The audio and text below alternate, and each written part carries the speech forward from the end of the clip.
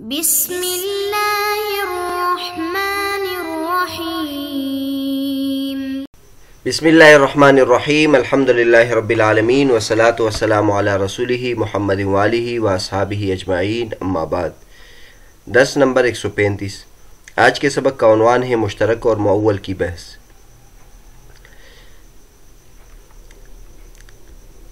کتاب اللہ کی بحث چل رہی تھی۔ کتاب اللہ میں جو پہلی تقسیم مصنف نے ذکر کی ہے وہ عام، خاص، مشترک، معول کی ذکر کی ہے، اور اس کی تعریفات چل رہی ہے کہ عام کس کو کہتے ہیں، مشترک اور معول کس کو کہتے ہیں۔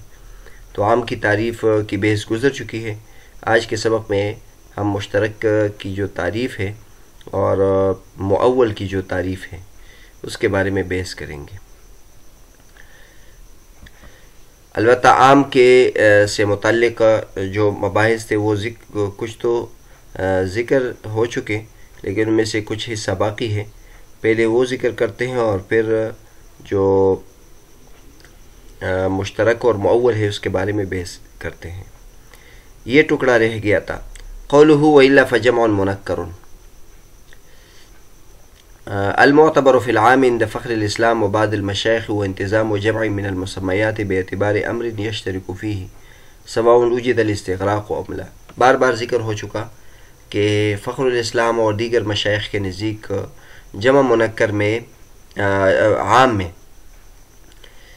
جو معتبر ہے وہ یہ ہے کہ بہت زیادہ مسمات کو جمع کیا جائے ایک ایسے امر میں جس میں وہ شریک ہو، چاہے اس میں استغراق ہو کہ یا نہ ہو۔ تو گویا جمع منکر بھی مشائخ اور فخر الاسلام بزدوی رحمۃ اللہ کے نزدیک یہ عام ہے، برابر ہے کہ اس میں استغراق ہو کہ نہیں ہو۔ لیکن مصنف نے جب استغراق کی شرط لگائی عام میں، اور یہ محققین کا مختار مسلک ہے، تو جمع منکر یہ عام اور خاص کے درمیان واسطہ ہو گیا۔ ان علماء کرام کے نزدیک جو اس کے عدم استغراق کے قائل ہے کہ جمع منکر مستغرق نہیں ہوتا، اور جو علماء کرام کہتے ہیں کہ جمع منکر بھی مستغرق ہوتا ہے، تو ان کے نزدیک بھی یہ معاملہ آسان ہو گیا کہ یہ بھی عام میں داخل ہے۔ تو اب اس تقدیر کے مطابق مصنف کا جو یہ قول ہے وإلا فجمع منکر، یعنی اگر استغراق نہ ہو تو یہ جمع منکر ہوگا، تو بعض حضرات کے نزدیک تو جمع منکر بھی عام ہے اور وہ مستغرق ہے، تو پھر اس کی تشریح کیسے ہو جائے گی؟ تو اس کی تشریح پھر اس طرح کرتے ہیں کہ اس سے مراد وہ جمع ہوگا جس میں قرینہ موجود ہو کہ یہاں مستغرق نہیں ہے۔ یعنی عام طور پر تو ان حضرات کے نزدیک جمع منکر مستغرق ہوتا ہے، لیکن بعض مرتبہ قرینہ موجود ہوتا ہے کہ جمع منکر یہاں مستغرق نہیں ہے۔ مثلا رأیت اليوم رجالا، میں نے آج کے دن سب لوگوں کو دیکھا، یا فی الدار رجال، گھر میں سب مرد ہیں۔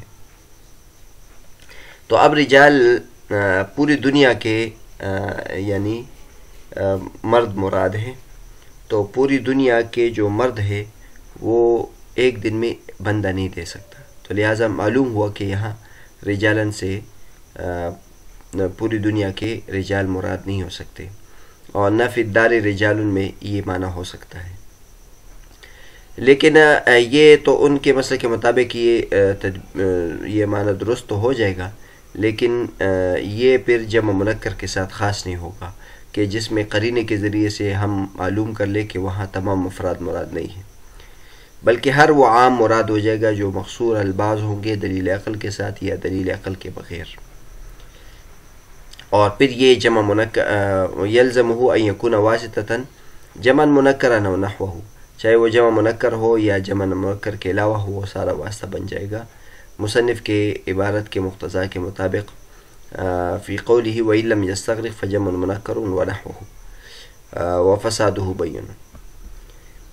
پھر یہ یعنی مصنف کا یہ جو قول ہے یہ درست نہیں ہوگا، لیکن ہم یہی کہیں گے کہ مصنف کا جو واضح مطلب ہے وہ یہی ہے کہ مصنف کے نزدیک چونکہ یہ خاص معنی مراد نہیں ہے، بلکہ جمع منکر کلی مراد ہے، اور مصنف کے نزدیک چونکہ جمع منکر تمام افراد کو مستغرق نہیں ہوتا، لہٰذا جمع منکر اس سے نکل جائے گا۔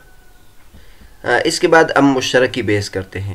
ثم المشترك إن ترجح بعض معانيه بالرأي يسمى مؤولا. أصحابنا قسموا اللفظ باعتبار الصيغة واللغة، أي باعتبار الوضع على الخاص والعام والمشترك والمؤول، وإنما لم أورد المؤول في القسمة لأنه ليس باعتبار الوضع بل باعتبار رأي المجتهد. کہتے ہیں صدر الشریعہ رحمۃ اللہ فرماتے کہ ہمارے حنفیہ نے لفظ کو باعتبار صیغہ اور لغہ یعنی باعتبار وضع یہ 4 اقسام بیان کیے، خاص، عام، مشترک، مؤول. لیکن میں نے مؤول کو تقسیم میں ذکر نہیں کیا کیونکہ یہ باعتبار وضع نہیں ہے بلکہ باعتبار رأی مجتہد ہے. آپ اگر دیکھ لیں جو مشترک ہوتا ہے، مثلا ایک لفظ کو کئی معنی کے لیے وضع کیا گیا ہے تو بیک وقت ایک معنی مراد ہوگا، ہم قرینے کے ذریعے سے معلوم کریں کہ یہاں یہ معنی مراد ہے، تو اس کو کہتے ہیں مؤول. تو جو مشترک ہوتا ہے وہ بیانی ہی نتیجتاً مؤول بن جاتا ہے. تو علامہ صدر الشریعہ رحمۃ اللہ فرماتے کہ یہ جو مؤول ہے یہ جداگانہ قسم نہیں ہے، کیونکہ یہ جو تقسیم ہم کر رہے ہیں یہ باعتبار لفظ کر رہے ہیں، اور باعتبار لفظ کا اس کے ساتھ تعلق نہیں، بلکہ یہ تو معنی کی وجہ سے، مجتہد کے سوچ کی وجہ سے یہ ایک جدا قسم بن گئی ہے. تفتازانی رحمۃ اللہ کیا فرماتے؟ قوله ثم المشترك ذكر فخر الاسلام وغيره ان اقسام النسب صيغة ولغة 4: الخاص والعام والمشترك والمؤول، وفصل المؤول بما ترجح من المشترك بعض وجوهه بغالب الرأي، وورد عليه ان المؤول قد لا يكون من المشترك وترجحه قد لا يكون بغالب الرأي، كما ذكر في الميزان أن المجمل والمشكل والخفي والمشترك إذا لحق البيان بدليل قطعي يسمى مفصلا، وإذا زال خفاؤها بدليل فيه شبهة كخبر الواحد والقياس يسمى مؤولا. فخر الاسلام وغیرہ حضرات نے ذکر کیا ہے کہ اقسام نظم صیغۃ و لغتی نے 4 اقسام ہیں، خاص، عام، مشترک، مؤول.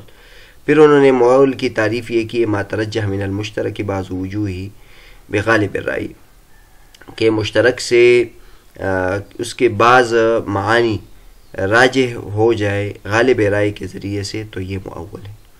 اس پر یہ اعتراض ہوتا ہے کہ مؤول تو کبھی مشترک کے علاوہ سے بھی ہوتا ہے، اور اس کی جو ترجیح ہے کبھی غالب رائے کے بغیر بھی ہوتا ہے، جیسے کہ میزان کتاب میں ذکر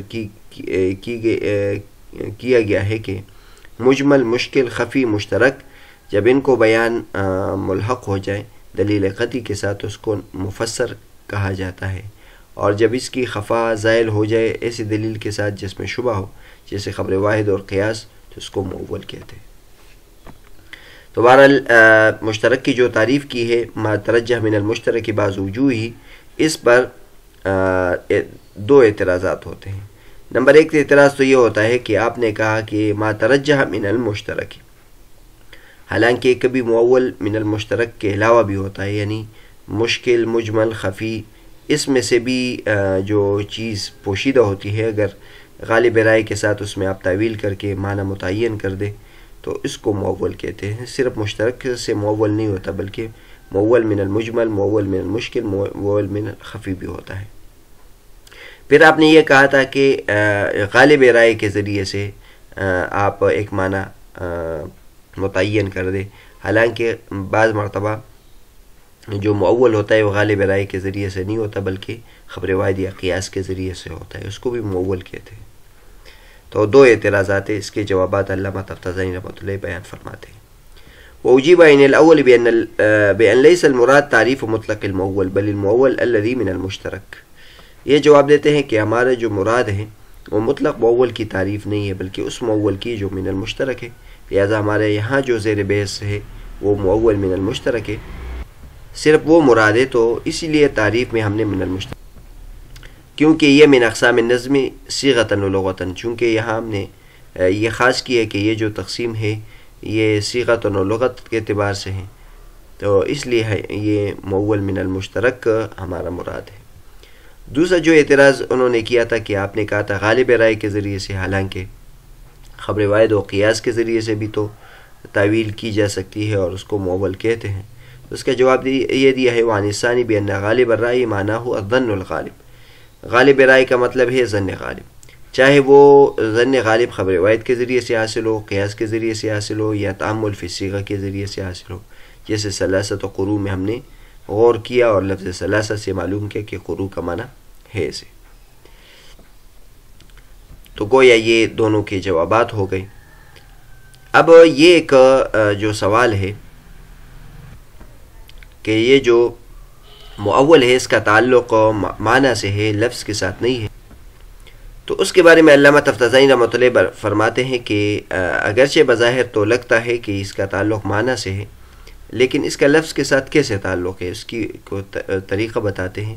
ومعنی کونہ من اقسام النظم، اس کا نظم اور صیغے لغت کے ساتھ تعلق ہونے کا مطلب یہ ہے کہ تعویل کے بعد حکم صیغے کی طرف مضاف ہوتا ہے. یعنی تعویل کے بعد جب ہم حکم لگاتے ہیں تو اس کی نسبت صیغے کی طرف ہوتی ہے. اور بعض کہتے ہیں کہ مراد غالب الرائے سے تأمل اور اجتہاد فی نفس صیغہ ہے، یعنی ہم نے جو تأمل کیا ہے تو وہ تأمل نفس صیغہ میں غور و فکر کر کے ہم نے یہ تعویل کی ہے. وقید بالاشتراک والترجیح بالاجتہاد والتأمل فی نفس صیغۃ لیتحقق کونہ من اقسام النظم صیغۃ ولغۃ. اور ہم نے جو اس کو مقید کیا ہے کہ اشتراک اور ترجیح بالاجتہاد اور تأمل یہ نفس صیغہ میں ہوگا تاکہ یہ ضروری ہو جائے کہ یہ صیغتاً و لغتاً کے اقسام میں سے ہو جائے، کیونکہ یہ تقسیم چل رہی ہے نظم قرآن کی صیغتاً و لغتاً کے اعتبار سے. فإن المشترك موضوع لمعان متعددة يحتمل كل منها على سبيل البدل، فإذا حمل على أحدها بالنظم في الصيغة اللفظ الموضوع لم يخرج عن اقسام النظم صيغة ولغة أي وزن. مشترک کو کئی معانی کے لیے وضع کیا گیا ہے اور وہ لفظ ان معانی میں سے ہر ایک کا احتمال رکھتا ہے علی سبیل البدل. پس جب ان میں سے کسی ایک پر محمول ہو جائے گا صیغے کی طرف غور فکر کرتے ہوئے، یعنی لفظ موضوع کی طرف غور و فکر کرتے ہوئے، تو یہ نظم کے اقسام میں سے نہیں نکلے گا صیغۃ و لغۃ یعنی وزن، بخلاف اس کے کہ جب اس کو محمول کیا جائے قطعی کے ساتھ تو یہ تفسیر ہوگا نہ کہ تعویل ہو جائے گا. یعنی اوپر اعتراض کرتے ہیں کہ آپ مؤول کو آپ نے مشترک کے ساتھ خاص کر دیا، پھر مؤول کے بارے میں یہ بھی کہتے ہیں کہ مؤول جو ہے وہ معنی کے اقسام ہے، لفظ کے اقسام نہیں ہے. تو علامہ تفتزانی رحمۃ اللہ فرماتے ہیں کہ مؤول جو ہے یہاں ہم مؤول معانی کی اقسام میں سے بھی ہے اور مؤول لفظ کے اقسام میں سے بھی ہے. تو یہاں ہم نے جو لفظ اور صیغت اس کی قید لگائی ہے تو اس لیے لگائی ہے تاکہ یہ صیغے اور لغت کی اقسام میں سے بن جائے. جہاں ان قیود کا خیال نہیں ہوگا تو وہ پھر لفظ کی اقسام نہیں بنے گی، وہ پھر معنی کی اقسام بنے گی. تو اور اس وقت پھر اگر وہ نکلے تو ہمارا یہاں مؤول سے وہ مراد بھی نہیں ہے، چونکہ ہمارا یہاں زیر بحث صرف لفظ کی اقسام ہے، وہ صرف یہاں داخل کرنے ہیں ہم نے. تو مشترک بھی جو ہے وہ کئی معنی کے لیے وضع ہے، اور پھر جب کسی ایک پر محمول ہو جائے گا صیغے کی طرف دیکھتے ہوئے تو پھر یہ اقسام نظم صیغتاً و لغتاً سے نہیں نکلیں گے. ہاں البتہ اگر یہ ہے کہ اس کو قطعی کے ساتھ اگر اس پر محمول کیا جائے تو پھر اس صورت میں یہ تفسیر ہوگا، تعویل نہیں ہوگا، پھر یہ مؤول ہونے سے نکلے گا. تو گویا یہاں آپ کے سامنے تفسیر اور تعویل کا بھی تھوڑا سا فرق آ گیا. اگر کسی چیز میں آپ غالب رائے کے ذریعے سے تعویل کرتے ہیں تو اس کو تعویل کہتے ہیں، اور اگر آپ اس کو قطعی کے ذریعے سے اس میں تعویل کرتے ہیں تو اس کو تفسیر کہتے ہیں. یہ فرق ہے عمومی طور پر، لیکن کبھی کبھی اس میں فرق نہیں کیا جاتا. جو تعویل ہے اس پر بھی تفسیر کا اطلاق ہوتا ہے، یعنی غالب ظن کے اعتبار سے بھی اگر تعویل کی جائے تو اس کو بھی تفسیر کہہ دیتے ہیں. لیکن عام طور پر یہ فرق رکھا جاتا ہے کہ اگر ظن غالب کے ذریعے سے تعویل ہو تو اس کو تعویل کہتے ہیں، اور اگر قطعی کے ذریعے سے ہو تو اس کو تفسیر کہتے ہیں. یا قیاس و خبر روایت کے ذریعے سے ہو فإنه لا يكون، تو پھر اس صورت میں یہ پھر اقسام نظم و صیغتاً و لغتاً سے نکل جائے گا. وَكَذَا إِذَا لَمْ يَكُنْ مُشْتَرَكًا، اور اسی طرح اگر وہ مشترک بھی نہ ہو بلکہ خفی، مجمل یا مشکل ہو، اور اس کی خفا کسی قطعی یا ظنی کے ذریعے سے نکل جائے تو وہ بھی پھر مؤول سے نکل جائے گا.